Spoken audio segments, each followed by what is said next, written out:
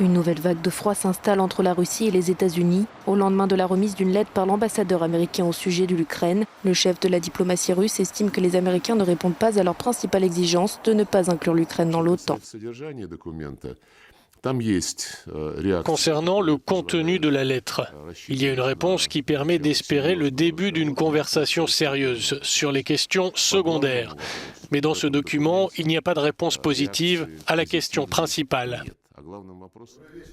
Suite à la rencontre entre les négociateurs allemands, français, russes et ukrainiens, Berlin a enfin brandi une menace attendue, celle d'imposer des sanctions sur le projet du gazoduc Nord Stream 2. Ce dernier doit acheminer du gaz russe en Allemagne et en Europe via la mer Baltique. Tout en saluant les efforts des Occidentaux pour tenter de mettre fin à la crise, le ministre des Affaires étrangères ukrainien a rappelé que c'était à la Russie de faire des concessions et que son pays ne flancherait pas. Si quelqu'un décide de conclure des accords sur l'Ukraine dans le dos de l'Ukraine, nous ne les accepterons pas. Ils seront rejetés. C'est une question de principe. Nous ne permettrons à personne, même à nos amis, de nous imposer une quelconque concession.